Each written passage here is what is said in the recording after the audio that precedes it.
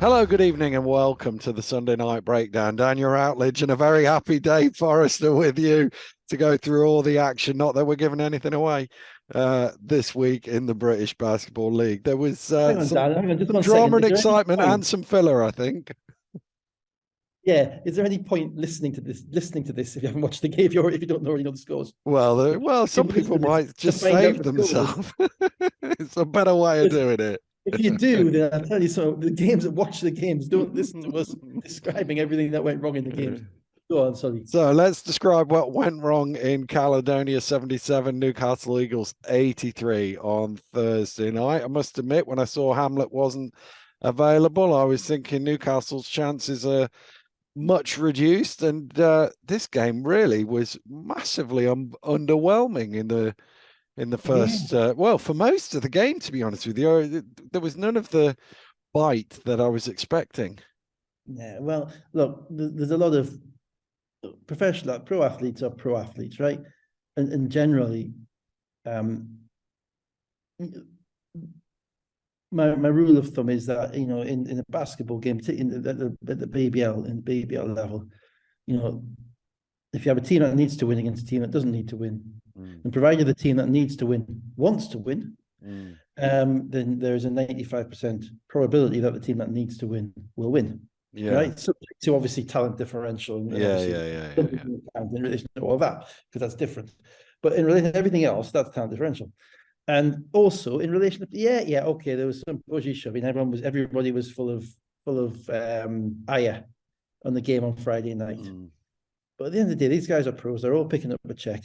And you're going to turn up in the gym, and Caledonia guys, particularly, are going to be thinking, we have to be ready for the playoffs.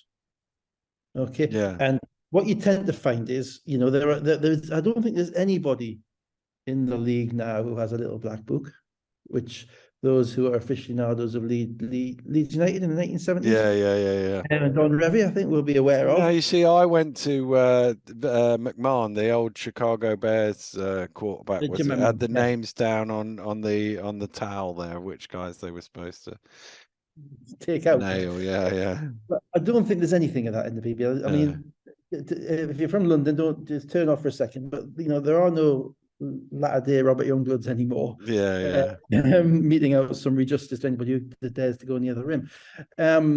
Generally lawfully, but occasionally beyond lawfully. But there aren't. I mean, it's life. One, life is too short, and two, careers are too important. You whack them. I mean, you do something ridiculous, and that's on YouTube around the world, and you may not get a job next year. So I think actually, and also generally, when stuff happens in a basketball game, it's generally because of the build-up of stuff that's happened before. Yeah. About the emotion that's involved in the game. It's about the environment, the people, the noise, it's flare-ups. It's not kind of concerted or deliberately preordained. Very rarely does that happen. So it didn't really surprise me that the air was out of the building. I wasn't expecting Chester versus Derby, but I was just expecting something a bit more, to be honest with you. Yeah. Well, there's only about 500 people in the building. It didn't look that busy. It's Thursday night, so it's difficult to get people in. And it was just was what it was. And so the refs actually, to be fair, really didn't impact the game. Did all right. Gladiators out to a 21-14 lead at the start of the second quarter, but Conan Ubiaro threes tied the game before halftime. Key run really came in the third quarter. Johnson 4, Kennedy 5, 13-0 run for the Eagles, and they're 49-63 up. Yeah, and the biggest thing in this game was that Caledonia didn't make any shots. They were 3 of 22 from the 3-point line. And that's generally redolent of a little bit of a lack of focus.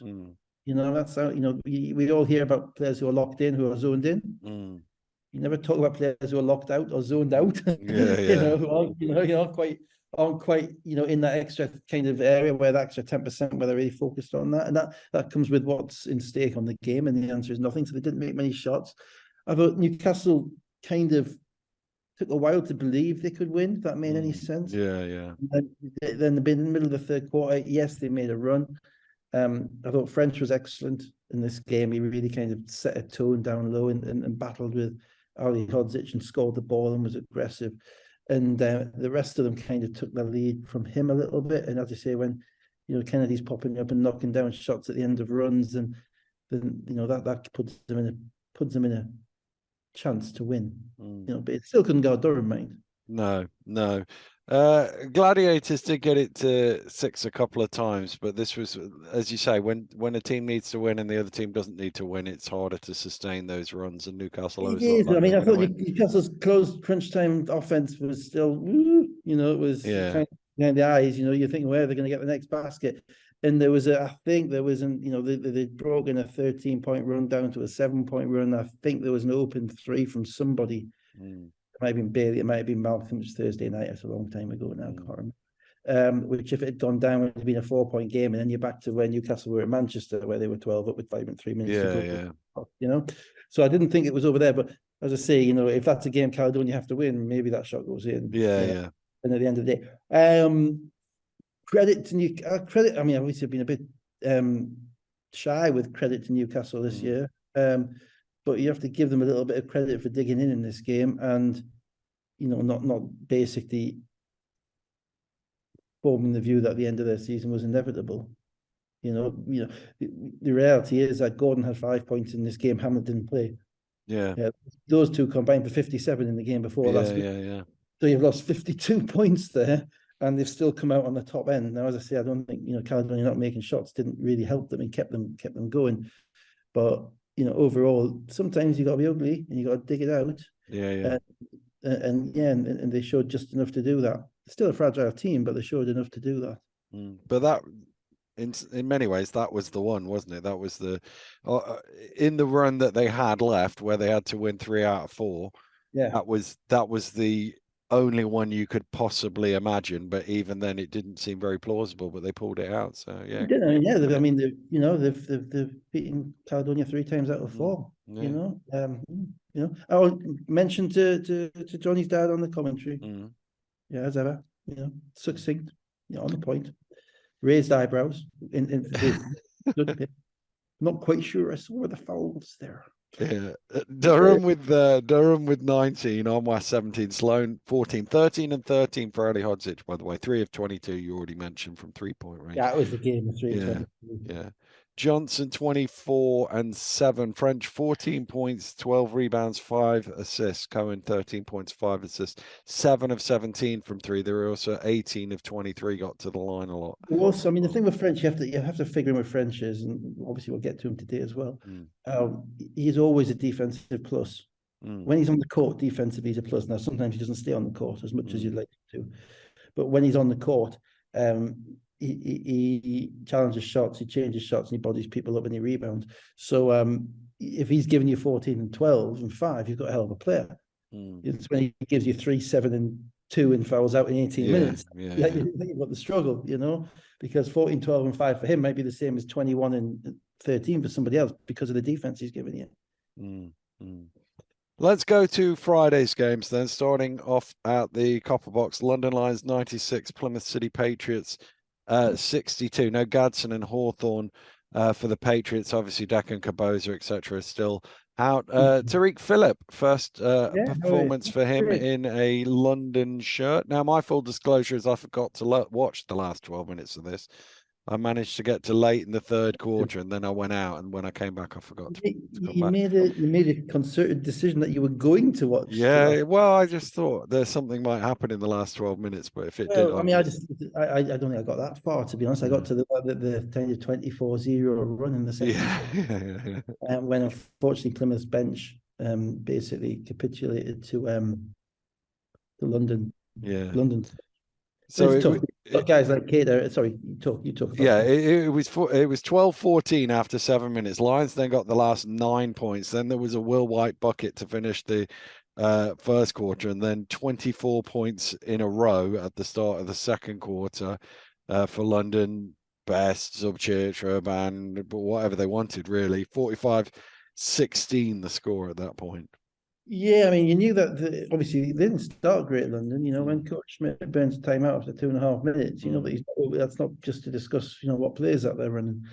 So that's to say, come on, guys, we need to focus in on here. And Plymouth played with them for a few minutes, but as you say, no Gadsden, obviously saving him for Sunday. Not Hawthorne because he looks like he was done, and and Brandon I don't think played in this game either. I don't think he played any minutes. He was on the score sheet. So Will White hasn't played all season. Let's be fair, and for him to be getting in the game at the end of the first quarter gives you an idea as to PJ's priorities in relation to it. The problem for Plymouth is that the level of magnitude of their defeats can get discouraging. And I think that formed over a bit into today as well, because nobody wants to be embarrassed. If it's 24-0 in a quarter, you're being embarrassed. Yeah. Even not because not because you should be doing much better than that, because obviously there's disparity in talent, but just because you're a pro and you're proud and you're on the court and you're trying to do what you're doing. And so PJ then had to balance the fact that he really hasn't got much of a bench because he's missing 3 guys. Then on top of that, he doesn't really want to be playing Rashad Hassan 40 minutes in that game. No. For obvious reasons, or indeed any of the other guys. So, so you've got to basically stand there and basically take it on the chin. Whereas London have got this lineup whereby all their young guys are injured. Yeah. And then basically, okay, off comes Jordan Taylor, on comes Tariq Phillip, off comes Aaron Best, on comes Luke Nelson. And then you swear sharing minutes with Herb and all these guys. So, there's literally no drop off with London. So yeah, it was a bit brutal for Plymouth. Yeah. It's hard. They've had 2 teams this year. The team that the season up to Christmas was a solid BBL team that PJ would have found probably 15 or 16 wins out of. The team they've had since Christmas has been, the talent levels that they've brought in haven't been sufficient, and the injuries they've had as well, but it hasn't been sufficient to sustain the fact that they've had to change half the team mid-season. Yeah. If you change half the team mid-season, you've got to bring in somebody who, you got to bring in Antonio Williams. Yeah, exactly. Or someone like that. Yeah. So the talent level overrides the cohesion. Obviously they had Daniels and they got rid of him, and they've got a new Bisante. Looks like there's a player in him, and Otis looks like there's a player in him at Ekafor. But you're asking these guys to get into the scheme of things within like 9 or 10 games, and and Gadsden's being hurt and all that stuff. So it's tough on them, but that's the brutality of the BBL this year in relation to teams that you have to play against. Yeah, not much about the game than that. London was ticking it. Yeah.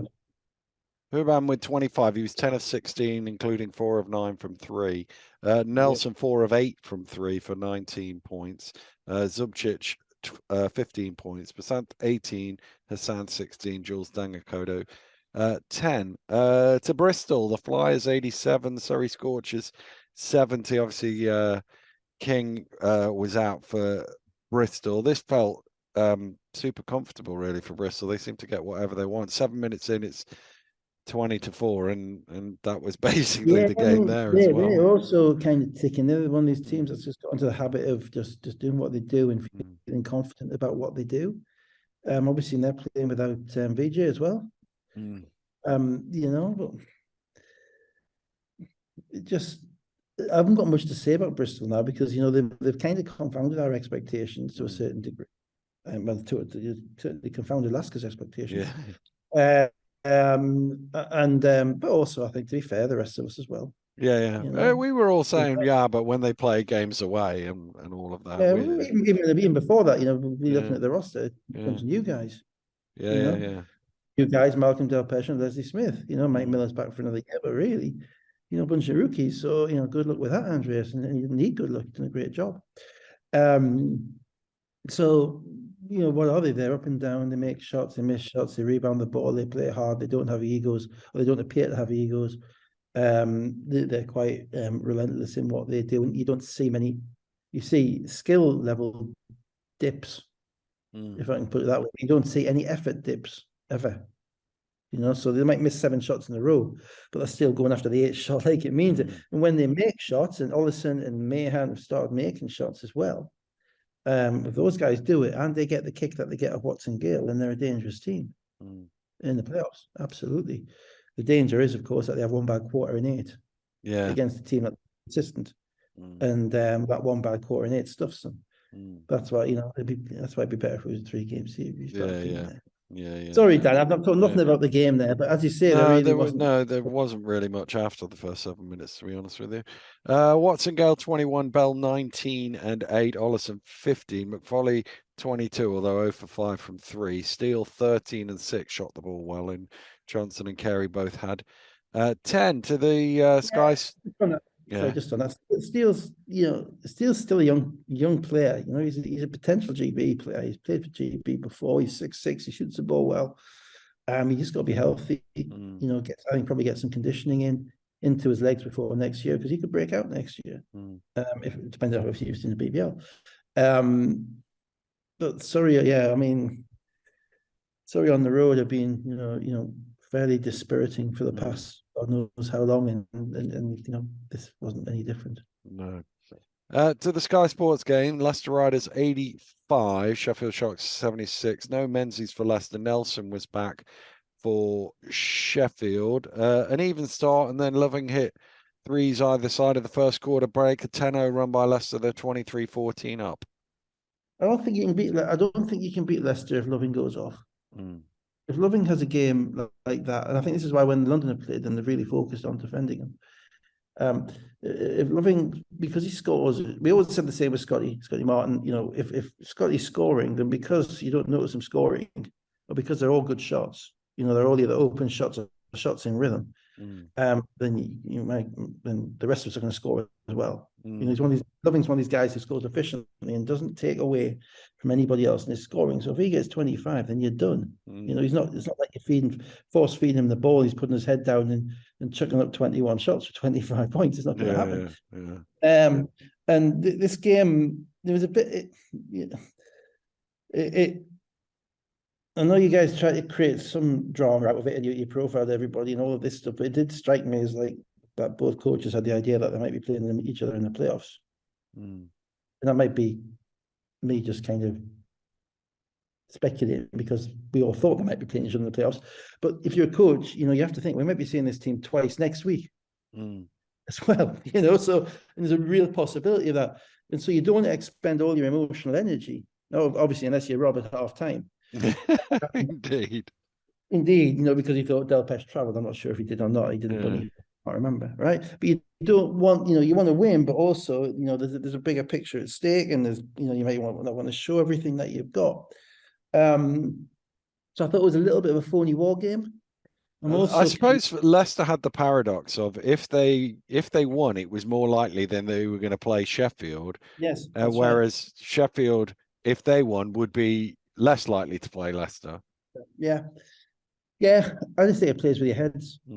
Because there were too many permutations. They're different, and coaches will always, from my experience, default to let's just win the game, guys, because you do not want to fill your players' heads full of permutations and crap. Well, from Sheffield's point of view, 2 wins, and they could well have finished 5th. Oh, I'm absolutely certain that they're trying to win, but at the end of the day, Dan, all those players still know that they have to be healthy next week. Yeah. They have to be ready next week. Okay, they have the degree of they cannot expend all their physicality and their strength on that game either. So it struck me as 2 teams who, and also I'm kind of looking out for Sheffield, because I said last week, the thing with Sheffield is they've had their rise. Last 8 weeks they've arguably been the best team in the league. They beat London, they beat Leicester twice. They've beaten basically everybody. But that is a heck of a thing to have to sustain for the next 4 weeks as well. You can't keep going up vertiginously. Eventually your curve is gonna come, and then you've got to try and maintain that curve and then go up again. And yet you're always looking for that little drop for a team like that. And it might just be in the in what they're getting out of Cook or what they're getting out of Nichols. It might just be what they're getting out of 1 or 2 players that makes a difference. And so the game, it kind of meandered, I thought, a little bit until Rob went off at half time. That was quite entertaining. And then after that, even then, it meandered a little bit until the 4th quarter, and Leicester kind of got some separation. Well, Sheffield had reeled them back in, so it was 3 points at half time, which probably added to the ire. I think if it had been Yeah, 13, he might yeah. have been less Oh. worried about whether that was trouble or not. And But this is the then point. You can tell your guys on the camera work. You know, look, if Rob's like that at half time, get someone to follow him to the locker room. Give us kind of the pick of it from 10 feet behind. Let's see it. Let's see it yeah, all going yeah. off. Obviously, with somebody on the 5 second delay on the bleep monitor. You know. Um, Then Sheffield led by 5. Mackenzie then hit 5 in a 7-0 run, which put Leicester 53-51 up. And then the run you're talking about in the fourth quarter, Whelan from the free throw line, Jackson 3, 8 points in a row, 70-61. And Leicester from there managed to keep a couple of shots between the two teams. yeah, I'm not really even interested, to be honest. I'm thinking back to Tony Garbaletto chasing the refs off at Ponds Forge and trying to get the rest. Problem was at Ponds Forge, the dressing rooms are right in the view of everybody in the Oh audience. yeah. Well, they've Because got the big curtain now, so it's not so yeah, bad. now they didn't have to, so They they were behind didn't. the No, benches. yeah. Used to, so you could see it all. You know, Mm. angry man banging, trying to get in. And then there's a time me and Fab chased 3 refs off at Liverpool Arena as well. That didn't go that well. Mm. Sorry. So it happens to everybody. You know, it's not a dig. It just happens to everybody. There's a point whereby you feel like it's just more worth, it's worth letting it go and letting it out than it is keeping it in. And also particularly better if your players see that, because then your players get on your side, because your players are saying, oh, he's going in a battle for us. He's trying to raise our intensity because he's not happy with the level that we're at, you know. So there's a whole psychological game to it as well. But no, in relation to the other thing that I got out of this game was, and I didn't listen to all the commentary, but I mean, you know, some of Lasker's euphemisms for love. I mean, what, herky jerky and stuff like that. Look, you're allowed to use 2. He is either a shifty guard or a slithery guard, right? Okay. He You're is not 1 having and 2. herky jerky, no? I'm not having herky jerky. He's shifty. Yeah, that means he's shifty, changes pace, he gets low, gets to the rim, or slithery kind of. But that's obviously got Harry Potter connotation, so not necessarily gonna go there. But definitely he's a shifty guard, and you know, and his distribution from, you know, breaking the first line of the defense in the screen and roll has been pretty good. And once that gets better, then the shooters get open. And if the shooters get open and healthy, and Whelan and Jackson and Loving are healthy, they can beat anyone. They can even beat London. You know, even though they've lost 5 times, then it'll be a psychological thing.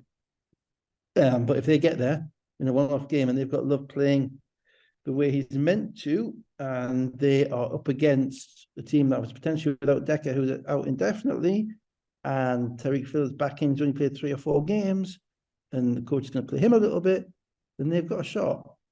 I mean, I'm not sure anybody else. I'm not sure anybody else has got a shot of beating London, but I think they've got a shot.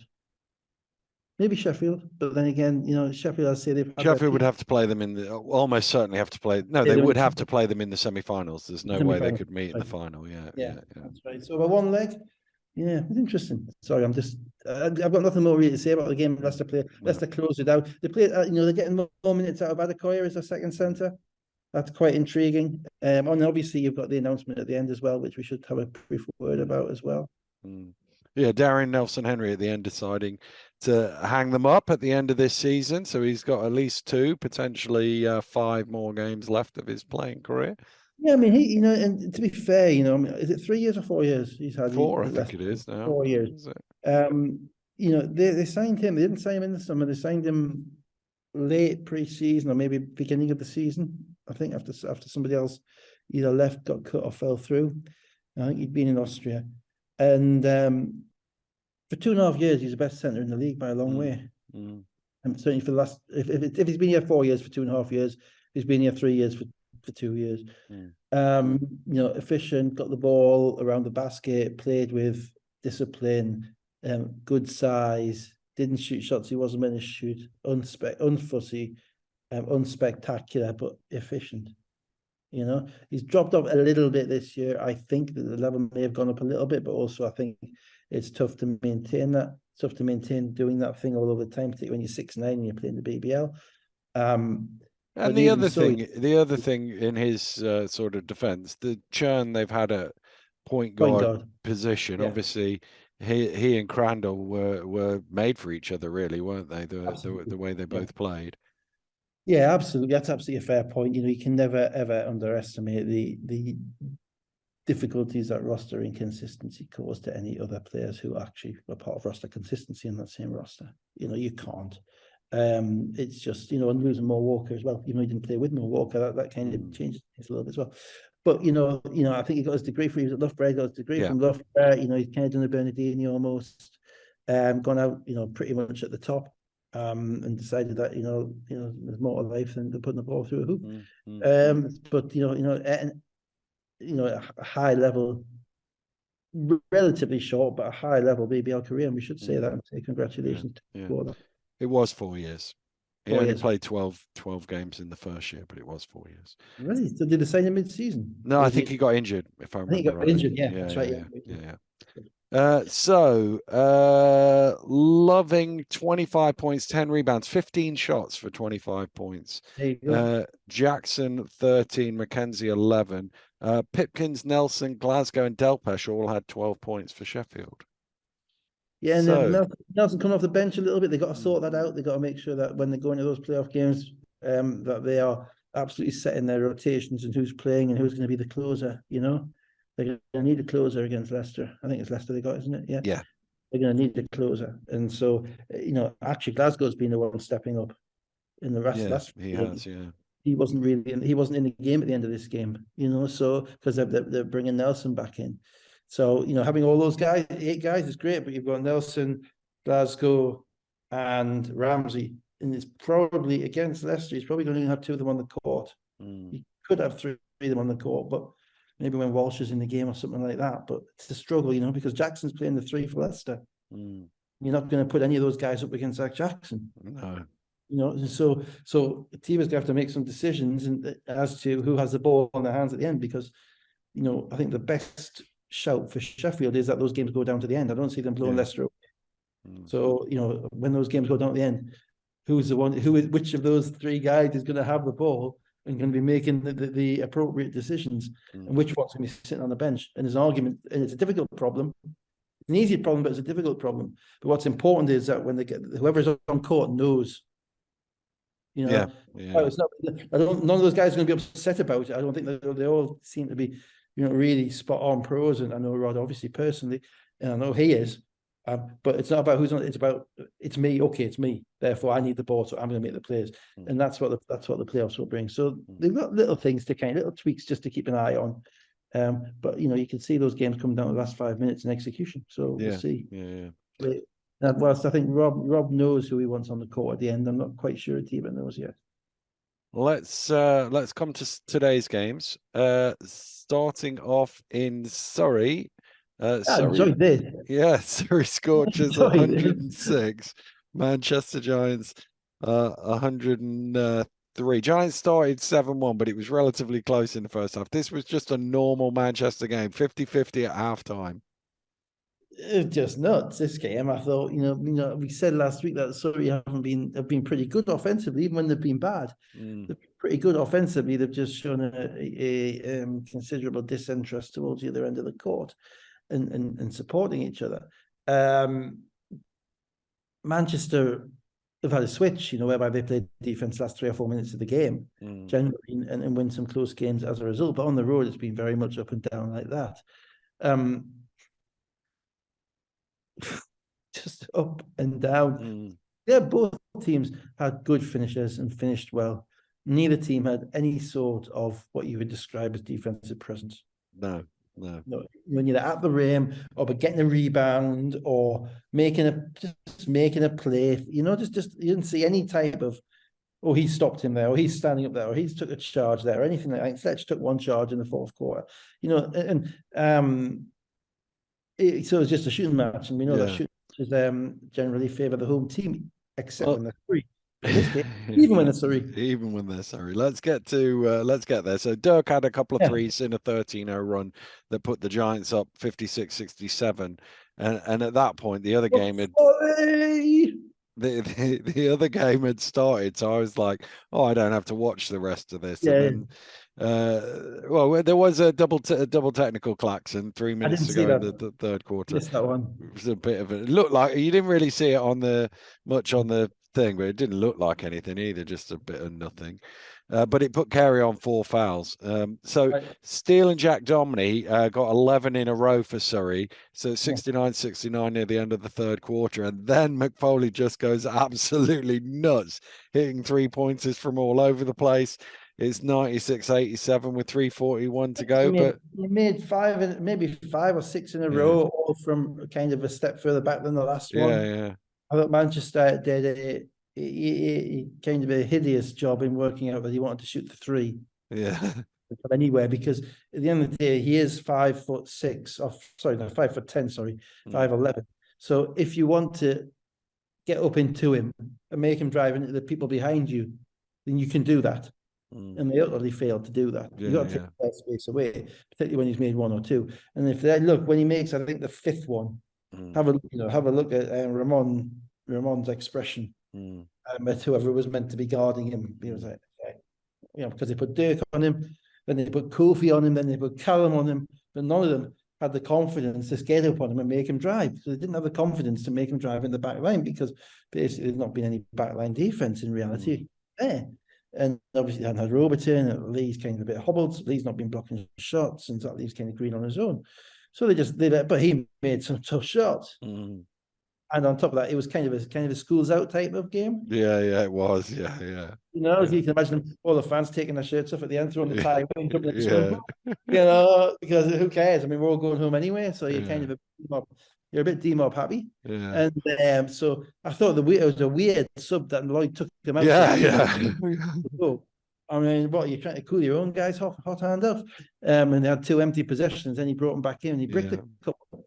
I think for the sake of 3 minutes at the end of the season, when the guy's going for 40 and has just dropped like 17 points in like 6 minutes, I think I might have kept them going all the way to the end.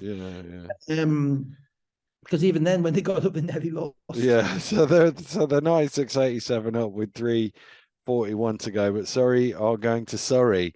And they surreyed very well, but not quite. Giants got it back close. So let's go through the last few plays. Lee with a fast break layup, minute and a half to go, 99-95.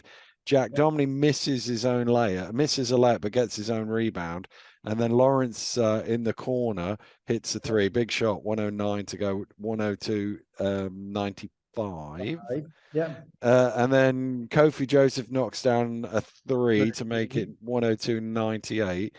Jack Domney again going to the rim. I think he was trying to dunk it what he was trying to do, but he needed to throw it to the point guard and get the hell out of the way and run 24 out the clock. Lost games this year, because that was not a smart play. No.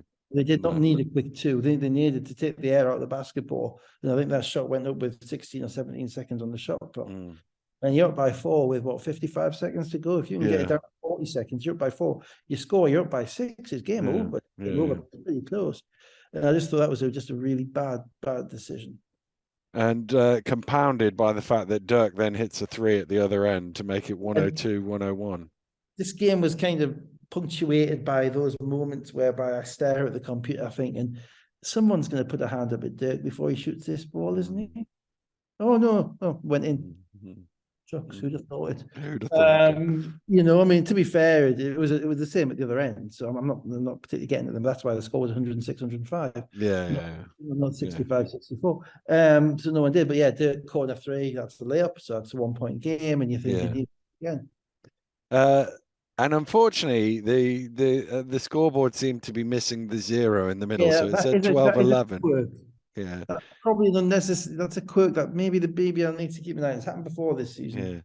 But it would have been helpful if they'd left it in, because 12-11 with the clock on the screen is slightly better than nothing on the screen.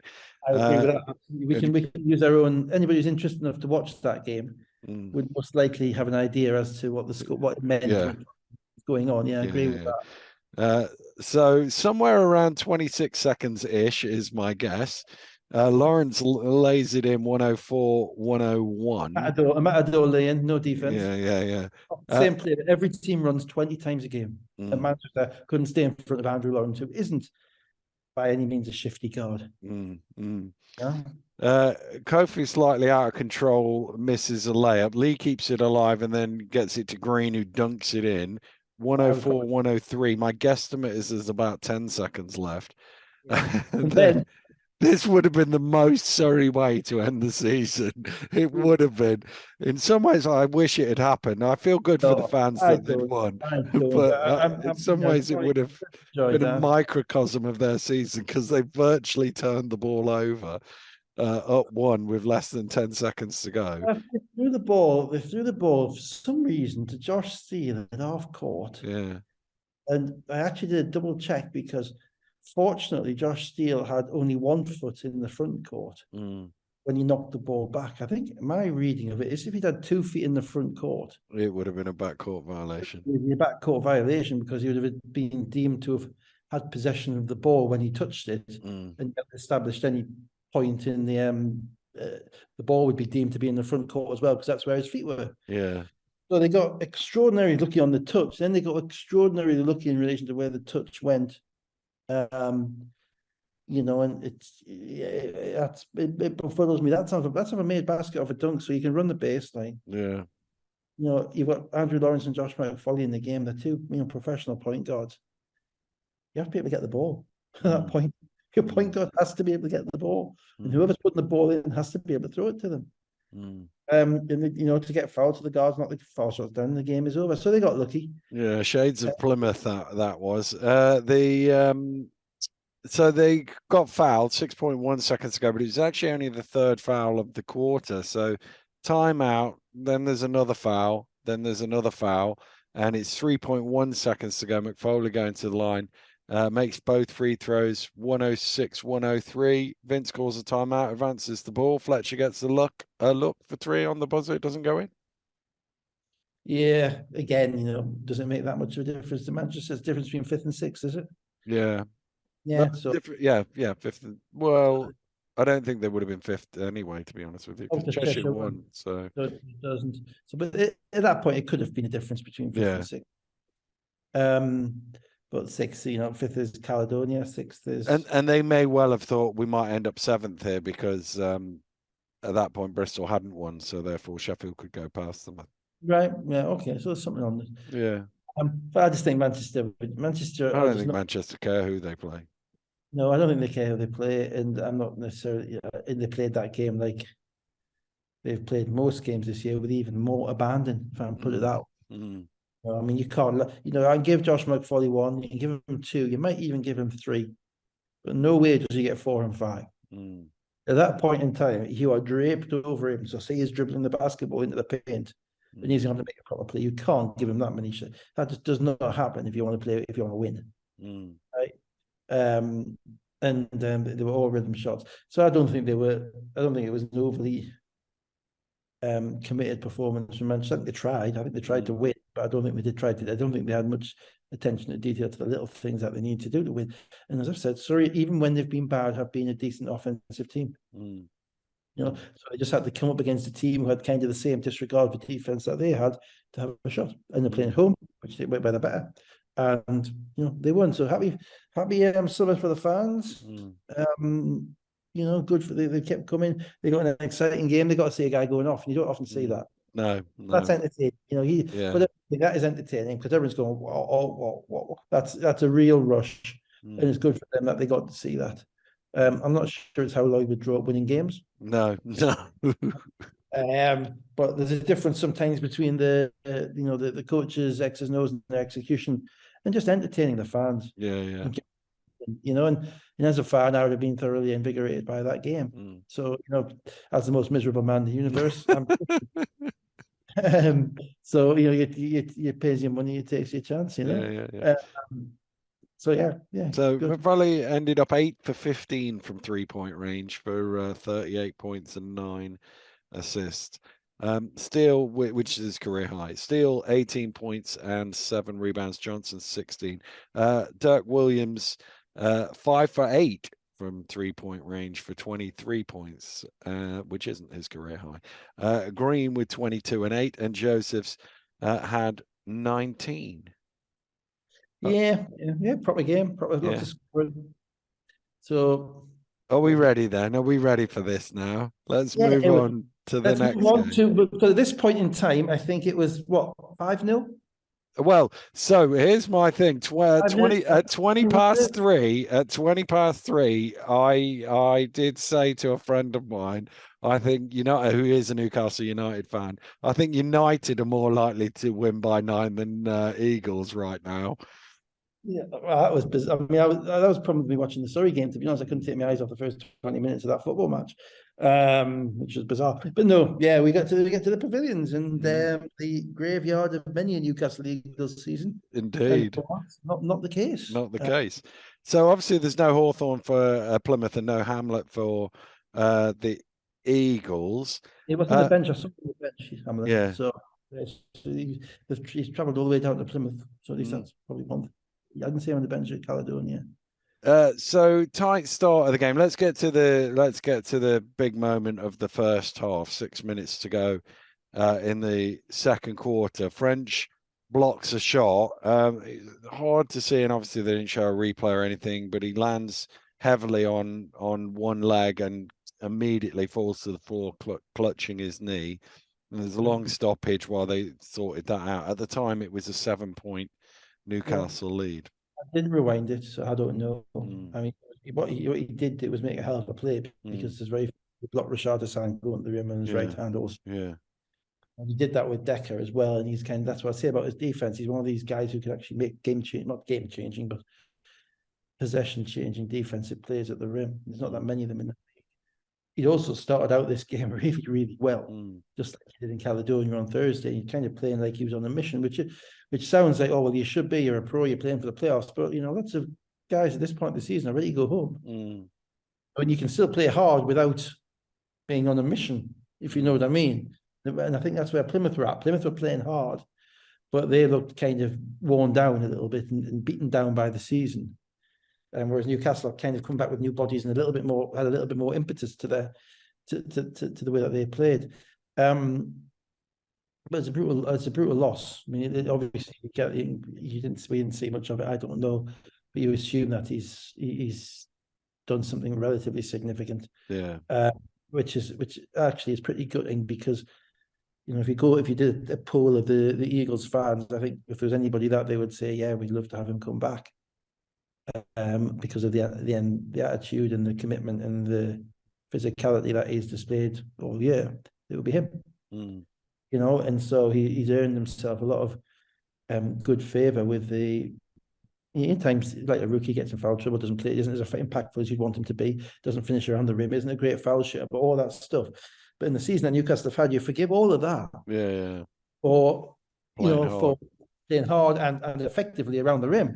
You saw it in Caledonia on Friday night, blocked 2 or 3 shots at the end of the game, took the charge, did the little things, dumped the ball. So that's pretty brutal for Newcastle. But injuries happen in sport, and we just have to hope that he's better and hope that it's not as bad as he seems, and hopes he can. You assume he's not going to be playing next week, but kind of hope that he can rehab over the summer. And I hope it's not a career ender. That's all. Whenever you see a big guy go down holding his knee, going back to like Victor Moses at Cheshire, all these guys, and then John Fraley at Durham, and there will be more. You just hope that it's not something that the baby hasn't kind of ended them. That's mine because say he's up here. I know his partner's up here. He's got a kid up here, I think, as well. He's settled in. He seems to fit in really, really well. And all we can say is, good looking. Hope you're better soon, Hassan. In relation to the game, at that point he was really being quite impactful. And defending the 5 spot is the most important thing against Plymouth, the way they are currently constituted, because Rashad has to have one of his games for them. He has to go 12 or 16, 28 points at the moment because they don't have that explosion in the guard spot. They're reliant on making threes in the forward spot, and basically, if Rashad isn't scoring around the rim, then it's going to be difficult. And so losing him was a problem for Newcastle. But they got one of the better 5 defenders in the league coming off the bench. I thought Defoe was really exceptional when he came in the game in relation to just holding down the middle and taking away easy touches for Hassan. Which made a massive difference in the game. But Sorry, Ian, go on. Where I was Yeah, about a so 7 point game. after that long stoppage, actually Newcastle then went on a run. Gordon and Johnson both hit threes. They had a 10-0 run. It's 24-39, and the first time they were above the threshold they needed. Yeah, and I mean the biggest thing they got this in this game, to be honest, more than anything else, was Ubiaro. You know, who really for the past few games, there's any playing time he's been given, he's kind of almost immediately subtracted it from himself by what he's done on the court. Well, obviously he's playing in Plymouth. He's played great in this game. You know, it was literally like he's a different player. He was getting steals, he got in the passing lane, he finished in transition, got to the rim, knocked down a couple of threes, and they need that because they haven't got Hamlet. Johnson was in foul trouble.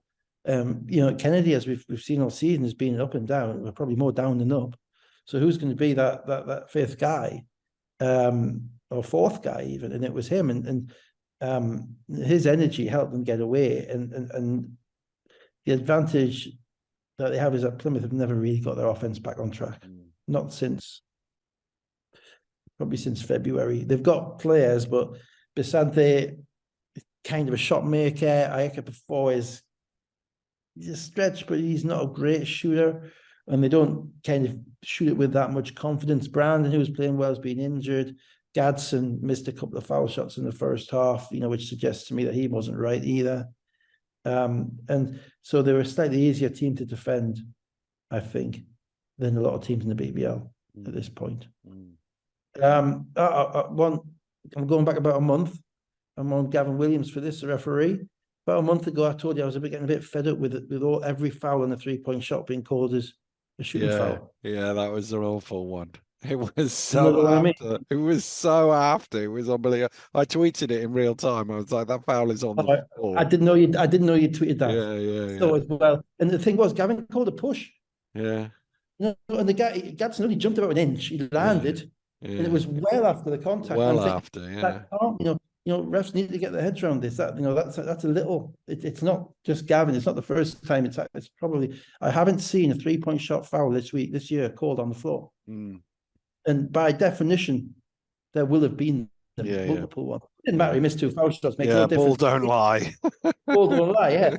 Even so, it frustrates me because not because it's wrong, but because I said it a month ago, and I'm sure some people. Yeah.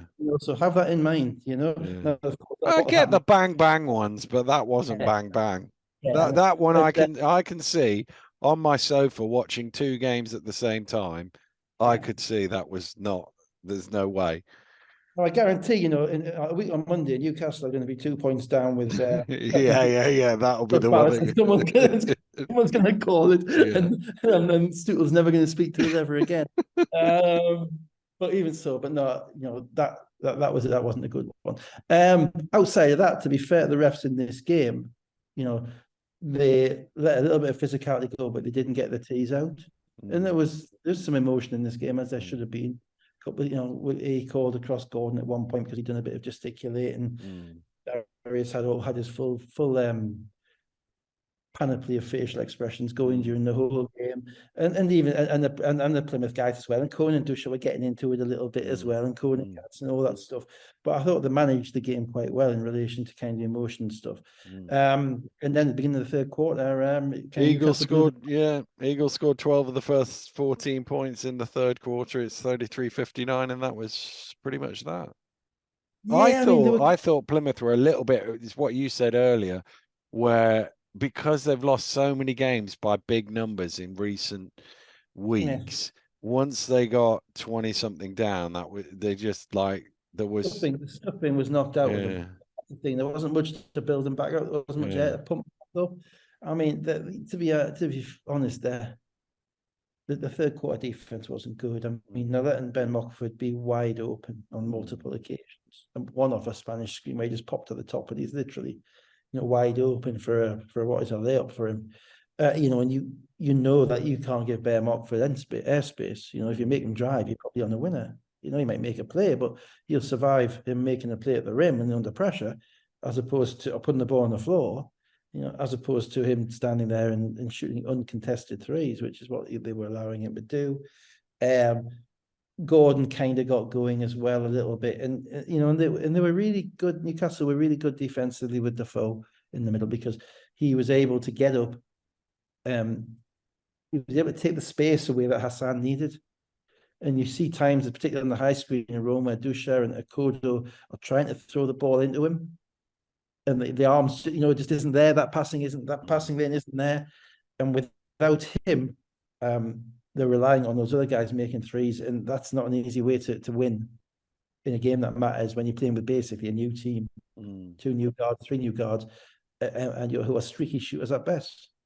So the more shots they missed, then they didn't get back, and the Eagles were able to throw long passes and get layups and get easy duck-ins for Kyle Johnson. It looked, it was a bit like, actually for about the third quarter, it looked like one of those Plymouth Leicester games. Where Leicester basically just show up and turn a switch, and and they're scoring every which way. And I just think that's because, as you say, Plymouth were worn down. And whilst they did show a little bit of fight and they made some shots, at this point, Newcastle are managing their bench as well, because without French, their minutes are having to increase for Darius and Gordon and all of that. I didn't actually feel much in the way of panic attack in the fourth quarter. I was far more anxious that they would lose a game at Caledonia than I was that they would drop that one. They just seemed comfortable. So we'll say happy days. The only thing I noticed, Cone 142 to go, just sort of hobbled off again. It might have just been an impact injury, because he'd fallen over at the other end of the floor, and then as he was coming back, he was sort of hobbling, and then he went down. It might have just been it. Only a couple of times. Did you see the crash mat thing on Twitter? Yeah, that got a droll smile from me. Yeah. I do think. I thought there was a couple of times in the backcourt actually got fouled when he turned the ball over. I thought they were allowing him to be Plymouth to be quite physical with him. He obviously has got to do better than that. He's got to stand up to that. But also, it'll be interesting to see whether going forward the fact that he's over so many times impacts the ability of the willingness of the refs to give him genuine calls, because it's like the boy who cried wolf. I'd have to watch the couple of them back, but certainly on one occasion, Gadsden kind of took the ball off him, with what was basically a body check. But because, as I say, because he's flying around all over the place, then you're not necessarily going to get those calls all the time. It shouldn't be like that, but it is, and that's why in this league you've got to be very careful about the way you're perceived as a player as well, because that can make a difference down the end. Flanoy was massive on that. It doesn't matter what you think, doesn't matter what's happening, it's what it looks like that matters. Because that can impact people's views. But yeah, I mean, he's an interesting game. He struggled a little bit with the physicality of the defense, but there was times he was able to get in the lane and find all the shooters. When he's allowed to run plays, they look good. It just struck me a little bit like they finally found a group that kind of taken on the personality of their coach. Finally, because Knock's very intense and demands quite a lot out of them. And it's only probably the last 3 games that we've actually seen a collectiveness amongst them. Maybe because some of them are healthy, or some Mockford's back, and Mockford, everybody's been down on Mockford all season in Newcastle, but he's not been healthy for 3 months. And what he is at the very least, is a smart player, and a player with the coach knows and the coach trusts. So when you add that in, if you can utilize him the right way, and he did today, and he made some shots, he doesn't make defensive mistakes, throws the ball ahead when he's meant to, that can just add to the collective kind of mentality. But I would say this is probably 50% Newcastle, 50% Plymouth. If I was honest, it wasn't. And Newcastle need to be very careful. At the end of the day, they've won, a game against the Caledonia team that didn't need to win, and the game against a Plymouth team that's been combusting. So if they think they've cracked it, when London come into town on Friday night, albeit they might have Hamlet back, which they'll need because he's a scorer they need. But if they think they've cracked it, if they think we've done it, then they're going to get done to them what Plymouth had done to them on Friday night. Yeah. Hassan 18 and 9 rebounds, Gadsden 10, Johnson 21, Gordon 18, Mockford and Ubiaro 14 points apiece. And with that victory, Newcastle moved into the top 8 for the first time this season. There you go. It only matters at the end, doesn't it? It only matters at the end. I mean, no one's going to be happy that they finished 8th. No one's happy. So, I mean, okay, you get into the 8th, you get 8th place. But it's the reality is that just like the team Plymouth had at the beginning of the season would have won 16 or 17 games. Newcastle had this team over the season, they'd probably won 17 or 18 games minimum. So a lot of it it's all about, recruitment, finding the right players. And more importantly, if you don't find the right players, replacing them with the right players. That was probably Eagles' biggest issue, because they spent 3 import spots on power forwards, Donovan Johnson, Justin Everett, Duke Shelton, none of whom ultimately were good enough. You could even say Leslie Varner was kind of a small forward, power forward, and none of them stuck, so you've got to find the right guys earlier. That's what the message will be for Newcastle next year in their recruitment. For Plymouth, they just got to kind of buckle up, work out where they're going to be playing next year, try and rebuild the kind of mentality of the club, and get the right guys in the right places. I mean, the crowds there are great. Pavilions is full. Babs and Paul on the commentary deserve credit as well. They did a great job on the commentary, I thought. There's a lot of things that are there which are right for basketball. But the pavilions and the relationship between the pavilions and the club is the one thing that needs to be solved. As we've always said in the last 3 years of this podcast, everything comes down to venues. People can't build venues. People have as many volunteers, as much of an environment as you want. You ain't got a venue, can't make it. It's almost impossible to make it work. But good luck to them in getting that sorted. Let's go to Sheffield. Sheffield 65, Bristol 73. Obviously, with Manchester's loss, if Sheffield had won this, they could have avoided 7th place. But Bristol scored the first 7 points of this game. They were quickly out to 7 to 19. Sheffield only 9 points in the first quarter. Shades of latter-day Sharks, the way they started. I mean, as I say, everyone's looking over their shoulder next week. I didn't, because I went out for some Sunday lunch as well during the midst of all of this. So I fast forwarded this to about 5 minutes to see if it was close. It wasn't. And then looked at the stats basically. And again, Bristol have a history. Bristol really, give them credit in relation to their starts. They start in the first quarter. They start the quarter, on probably more occasions than anybody else, impactfully. They have their droughts, but if Watson Gale is the key to them coming off the bench, he is the key to defeating those droughts. And from looking at the stats, that's what kind of happened in this game. So Sheffield briefly got it back to 5 in the second quarter. It was quickly back to double figures, and then, as you say, in the third quarter, a 9-0 run. It's out to 39-53, and Sheffield could never quite get back. Every time they looked like they were going to make a run at it, Flyers would hit a shot or make a play and just keep them at bay, and completes their best ever season, highest finish, most wins. A really, really good year for a team, as we've said, where there weren't many people. I mean, we all laugh at Drew Lasker picking them last because he had to pick. None of the rest of us actually had to pick. So there weren't too many talking them up, and even we at the early in the season was slightly skeptical of it, even when they were winning back in sort of October, November. That they'd win as many games as Leicester did, you would say. You said they were mad, wouldn't you? Yeah. No way in the world would I pick that. 25 wins in that league is a substantial accomplishment. That's the same for Leicester. Because you're playing London 4 times. So you might maybe nick a game off them. I think they did, but even so, you're likely to be lose 3 out of 4 against them, or even more 4 out of 4, which is what Leicester have. So Leicester are 25-7 against the rest of the league. Bristol will be 24-8 against the rest of the league. That's bloody good. Yeah, it is. This is not, that there are particularly this year. If you go 2 to 7, there's not really a massive difference between any of those teams, really, other than consistency. Other than consistency, and then you throw in the fact that even 8 has beat Leicester and nearly beat London. Yeah. And Caledonia 3 times. So, no, there really isn't.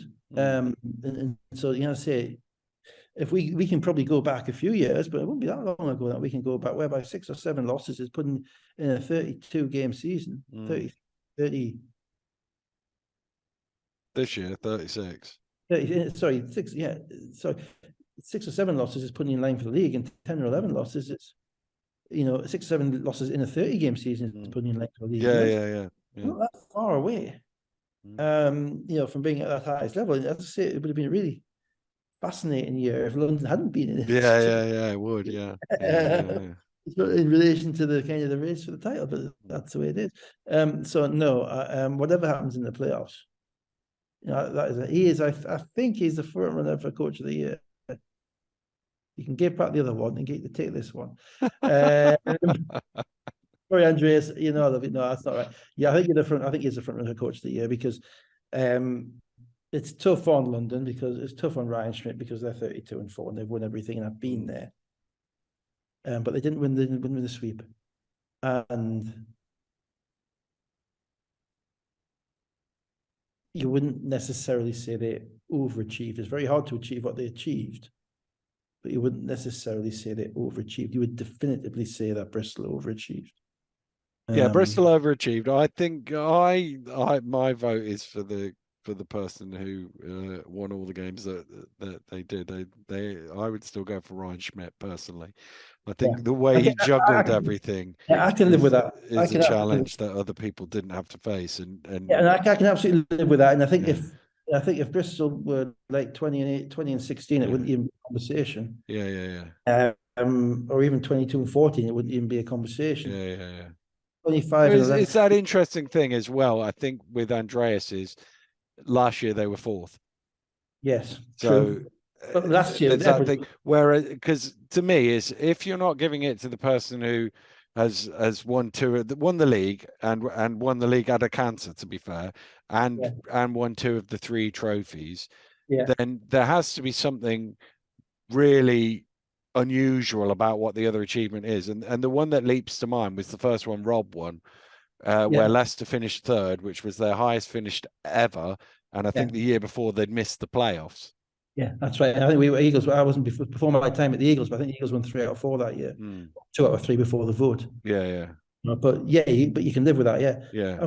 Bristol finished 4th last year, but 4th last year was 18-18 or something like that, wasn't it? I mean, it was a bit their improvement in relation to. Yeah. Oh yeah. There's no doubt. I mean, I would have him second, but I would still go for Ryan You're talking me into it.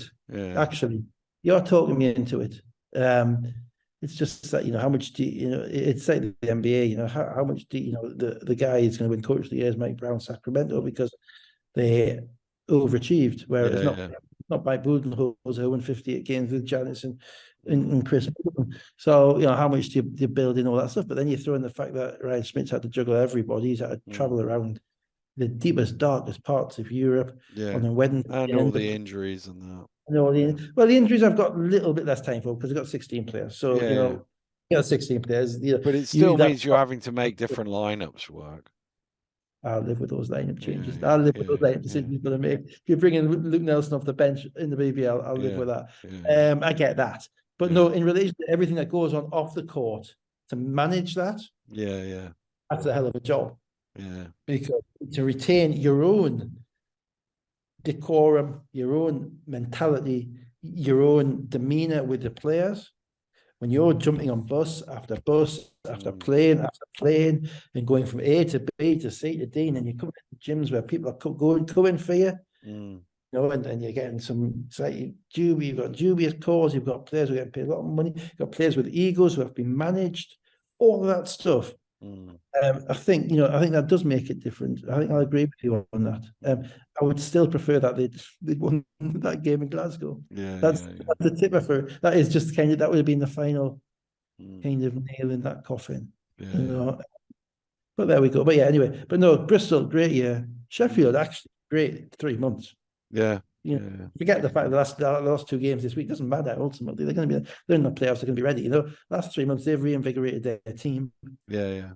Became something, and they did it. I remember watching them lose to Newcastle at the arena, and they had Flowers in, and he didn't seem to fit, and they were all a bit. There was a bit of chuntering around that time as well with the fans and whatever. So the turnaround's been really good. The turnaround's been really good, and so they've given themselves a shot. The one thing I would say is the one thing that Atiba has proved over the however many years he's been here, 12, 13 years now, is he always gets it right in the end.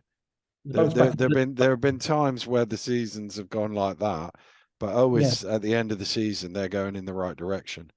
Yeah. The question is, have they got enough institutional knowledge of themselves be competitive to get through playoff games? You know, I remember the COVID year, they lost a game, they lost a quarterfinal playoff to Newcastle. They should never have lost.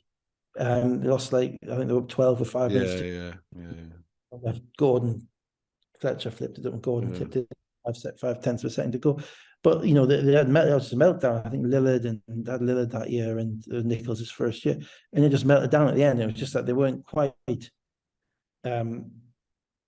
together enough, and the togetherness doesn't just come; it comes from being through the battles together. So the issue I've got for them is, to be honest, it's the last 5 minutes of both games against Leicester. Will they be together enough because they've only been together for about 3 months? Will they have that enough in the background of information, of knowledge of each other to be able to make the right plays when the pressure is on? I think they're going to get to the last 5 minutes and they're going to be in the game. I think they'd be very disappointed if they weren't. So that'll be the test. And that's always the thing when you put a team together in February. You put a team together in February, are they going to be as united in April as the team that's been doing it since October? And it's impossible to quantify. Not tangible, and so it might just be bollocks. It might be rubbish. But my experience is that the years that we succeeded as opposed to the years that we failed were the years where we had that. And if you have it, you have it. And if you don't, you don't. And Sheffield have kind of shown over the past few months that they have it with the group that they have. The question is, have they had it long enough to be able to sustain it in the playoffs? We'll see. It'd be fun to watch. We'll see. I don't think I gave the scorers in this game, so I'll give them apologies if it is the second time. Nelson 11, Cook 10, Glasgow 10. They were 4 of 18 from 3-point range. Watson Gale 19, 7 of 11 shooting. Bell and Delpesh both had 12. So that meant that they dropped to 7th, and all the playoff places were sorted at that point. Cheshire in 5th and Manchester in 6th. So the last 2 games didn't really mean anything. Caledonia Gladiators 61, Newcastle. London Lions 93. Only obviously was suspended for this game following his little outburst in Manchester. Sloan didn't play for Caledonia with a hip injury. Jimenez is in the protocol, the concussion protocol. Obviously Decker was out. This was about a game for about 6 minutes. And then from 12-11, London with Best and Nelson hitting threes went on a 22-3 run to 16-33, and that was basically that. What was it Catherine Tate said? I'm bothered. I'm bothered. I'm bothered. Do I look bothered? I'm bothered though. Do I look bothered? I haven't watched the play from this game. Rather than watching it and then coming on an hour later, I just thought we get this stuff done now. Ultimately, as you say, it's a game with nothing on it. London, I looked at the minutes spread on the stats, and Gareth playing a lot of his younger guys for quite substantial minutes. Ryan's not really got that many younger guys to play, so they're just basically on maintenance until the playoffs. And that bench with Nelson and all those guys who can shoot, it's really tough. So yeah, fine. I'm sure it's brilliantly reffed. 32 wins for London. That is the second most in a league season. The Sheffield Sharks of 02-03 won 33, which is the most by 40 game season. It was a 40-game season. Yeah. But then you'd start to get argue about win percentage, and actually London's win percentage is only 10th best. So yeah, quite as good as that. But then again, win percentage over 36 games is different to win percentage over 24 games. So you've got to weight that as well, haven't you? Yeah, I'd still say 23-1 is better than 32-4. Yeah, I'll give you that. But then again, if 23-1 involves like 5 teams who are basically amateur teams with 2 Americans, maybe 23-1 is only actually 13-1, in real life. And if you're only counting to the buzzer of the 40th minute of the last game of the season, it's 23-0-1. Yeah, okay. Well, to be absolutely fair, I'm just being devil's advocate. The scores, the rule. When you, I get that. You only play what's in front of you, cliche. Durham 13 on West 11, Malcolm 11 points and 10 rebounds. Malcolm, apparently, according to Mark Woods on commentary, is no longer a PE teacher. He's a full-time basketball player. That's good to hear. Well, just on that, I didn't know that, but good. Yeah. No, let him spend 2 or 3. You know, he must be 26, 27 now. Yeah. Let him spend 2 or 3 years, see how good he can be. Committing all the time to basketball because he's got real potential. I mean, he's he's 6'6", he can shoot, he's athletic, he's good at driving off the catch. He needs to be more consistent. But then again, if you're teaching all week and then you're going to Leicester or Bristol in a bus on a Friday, how are you going to be that consistent if you can't, on the road, if you don't have that routine? We've got another. I think you've got Ulf at Cheshire, who's a prison officer as well.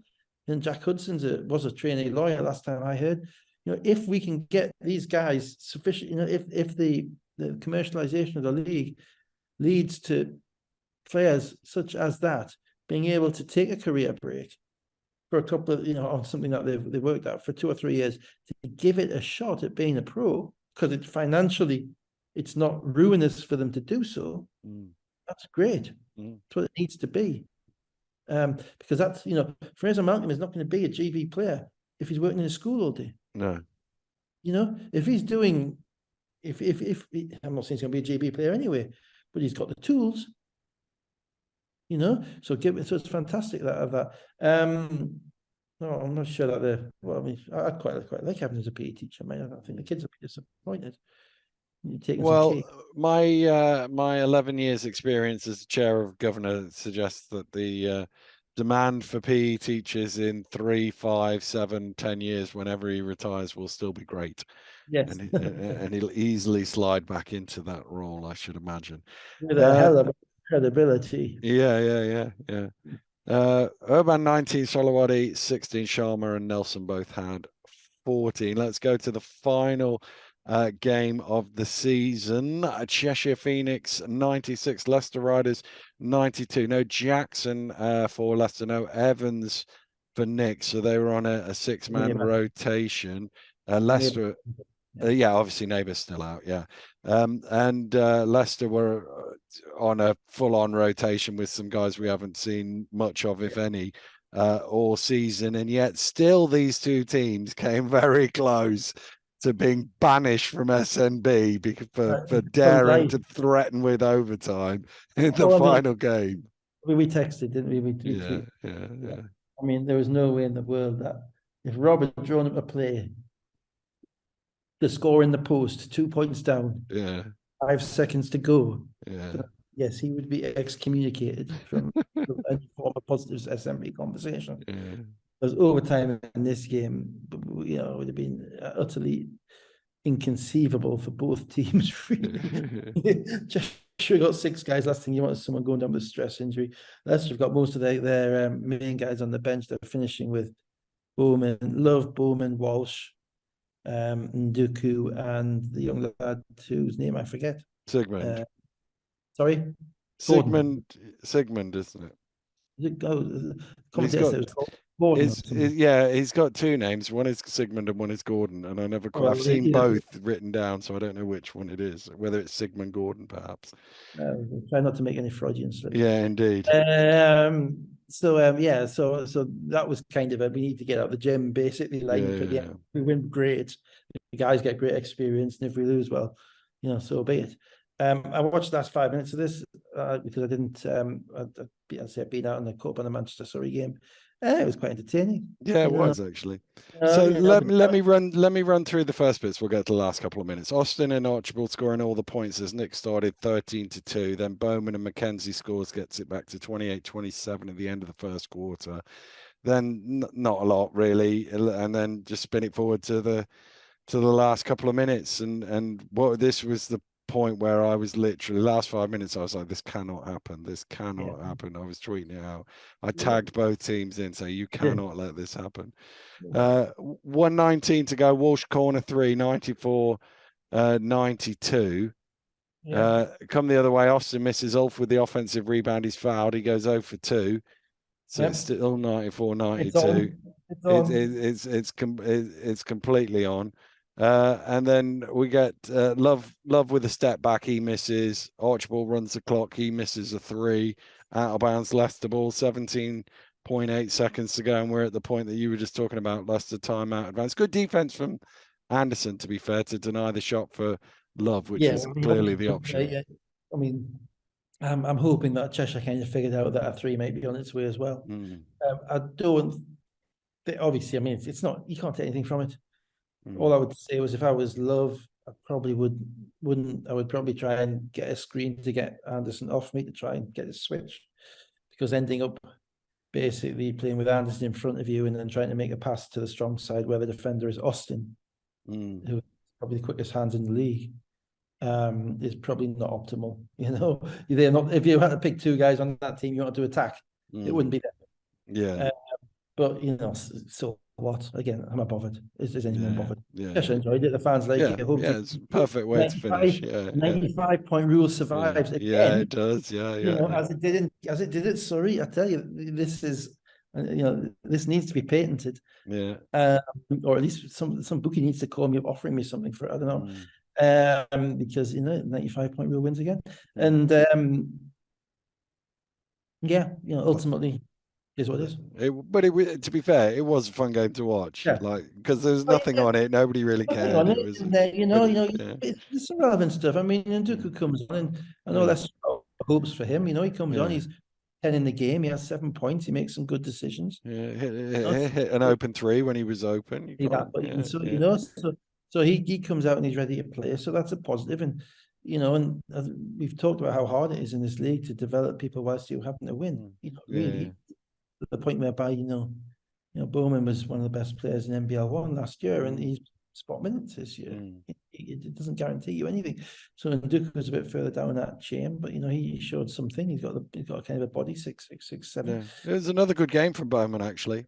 He played 34 minutes, so didn't he? Yeah. What's the difference is 34 minutes. Yeah. So you're gonna get into a rhythm. That's why it's so hard to develop players, because if you give a guy with his talent 30 minutes a game, and he plays through his mistakes, you're probably going to pay for it with a few wins. You're going to pay for it with a few losses, but he's going to get better quicker. You know what I mean? And also, because he's in a rhythm, he gets to play, he gets to feel like, you know, if he's not at risk of making a mistake and then being taken out of the game and that type of stuff. And that's why it's, you know, it's so hard to balance the winning and the development. You know, and you know, but then you've got, you know, and now, you know, from Leicester's perspective, what they've had, you know, they've had 2.5 years or 3 years of Evan Walsh, and now he's there to that point now whereby you could see Evan Walsh going and playing in the playoff final. You could see Rob putting him in for meaningful minutes, you know, because he's there. But he's 25. He's 25-year-old. You know, so just doing this out of if you're a 19-year-old or a 20-year-old, just going, or you know, just going straight into that and expecting them to contribute significantly to winning basketball in the BBL is hard. Yeah. No, it really is hard. So Archibald 26, Austin 22 points, 10 rebounds, 6 assists. Jamal Anderson 17.6 rebounds, 7 assists. Mackenzie 17 points and 5 assists. Walsh 15 points and 8 rebounds. Bowman 13, 12 of 27 from 3. Leicester. So the final standings are thus: London Lions 32-4. Leicester Riders 25-11 in second by virtue of having the head-to-head with Bristol, who are also 25-11. Caledonia in fourth by virtue of having the head-to-head with Cheshire Phoenix. They are 19-17. Cheshire are also 19-17. Manchester in sixth by virtue of having the head-to-head with Sheffield. Both those teams 17-19. And Newcastle, a lot of head-to-head splits here. Newcastle in eighth by virtue of having the head-to-head with Plymouth. Both those teams were 11-25, and Surrey 4-32, bottom of the table. And the table is basically in the same order if you rank it by home wins. It is, yeah. The away wins are slightly more spotty. What's the percentage of home wins? The overall percentage, I haven't done it. I haven't done it off the. I'm guessing it's upwards of probably 68 to 70%. It could well be, yeah, because I remember when I checked it before. That's even with London's kind of Yeah, road record. You take London's road record out, I think 1%. London are 15-3. The next best is Bristol 10-8. They're the Yeah, only ones above 500. Leicester were 9-9. yeah. So that shows how tough it is and how tough it has been, to win on the road. So, yeah, we'll see. We'll see. You're not filling quickly enough while I work it out. 110 and Maybe we don't. 70, 61%. So are you saying that I need to talk more? Well, for once. For once. Yeah, well, that's 61%. If you take London's 15-3 out, that becomes 86. And no, if you take that's home wins, yeah? That's home wins, yeah. And London were what at home? London were 17-1 at home. Right. So that, yeah. All right. That's as many as I thought. All right. Okay. Well, sorry, my filling. I'll stop my. Yeah. Okay. Filling. Maya Oni, 1 game suspension. Yeah. Okay. Nobody.